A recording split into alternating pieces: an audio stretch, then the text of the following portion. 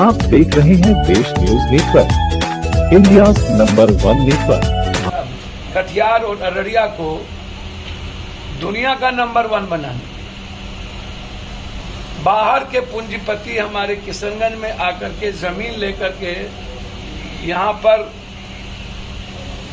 Economy का स्रोत ढूंढ रही है, लेकिन हम किशनगंज के मजदूर और किशनगंज के इलाके के किसानों को हमने कोई लाभ देने की योजना नहीं बनाई। तो हम सरकार से, केंद्र से भी और बिहार से भी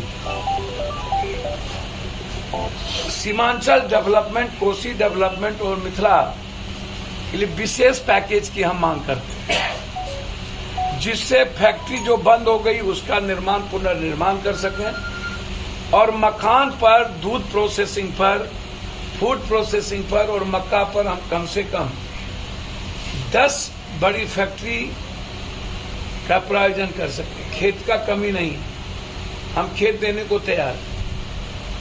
हमारे पास नदी की जमीन ही इतनी है, यदि हम उसको सही यूटिलाइज कर लें तो हम सबसे ज्यादा जमीन हम हिंदुस्तान में हम इस इलाके से देंगे। लेकिन चूंकि बाढ़ के कारण और सही यूटिलाइजेशन नदी का हम नहीं कर पा रहे हैं, सरकार का ध्यान नहीं है, जिसके चलते हजारों हजार एकड़ जमीन पड़ती पड़ी रह जाती है।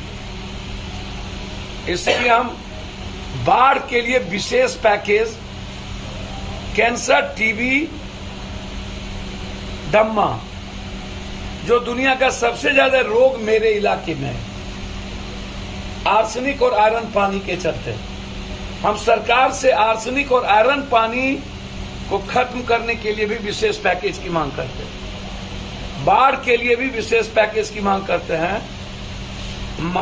मखान, मक्का और फूड प्रोसेसिंग और दूध पर प्रोसेसिंग के लिए भी हम विशेष पैकेज, और जो फैक्ट्री बंद है, जूट की हो, चीनी मिल की हो, रहियांग से लेकर के मधुबनी की तीनों फैक्ट्री से लेकर, मधेपुर की दूध फैक्ट्री से लेकर, बरमनकी से लेकर, दाल चीनी मिल से दरभंगा का लेकर, और जूट मिल किशनगंज, और फारबिसगंज में राजीव गांधी का वो सपना,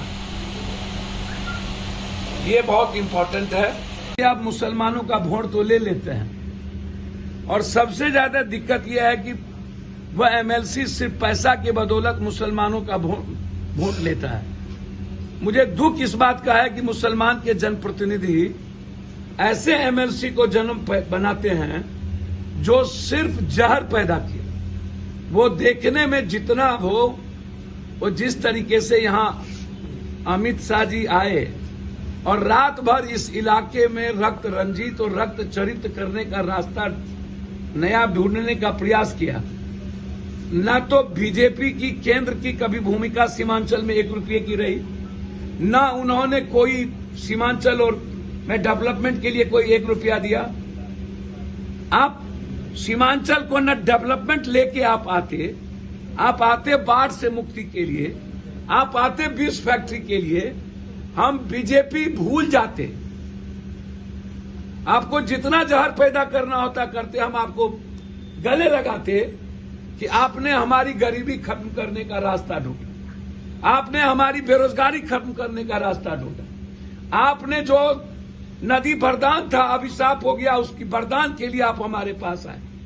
आप आए जो सीमांचल सबसे ज्यादा अमन पसंद है, जहां इस जन्म में बहुसंख्यक लोग झगड़ा करना पसंद करते। बंदी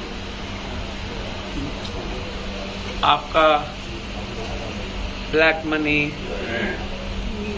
भाजपा और आपके जीवन का मुख्य एजेंडा था, तो फिर आपने क्या खोया, क्या पाया? आपने ये उपलब्धि कल देश के लोगों को क्यों नहीं बताया? आप क्यों नहीं देश के लोगों को बताया कि काला धन का क्या हो?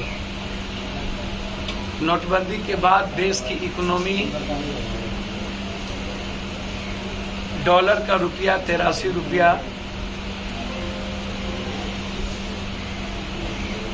इकोनॉमी दुनिया में सबसे निचले मोड़ पे, भूख हम बांग्लादेश, पाकिस्तान से भी इंडिया ऊपर की स्थिति हो गई। गरीबी नाइजीरिया से ऊपर हम हो गए।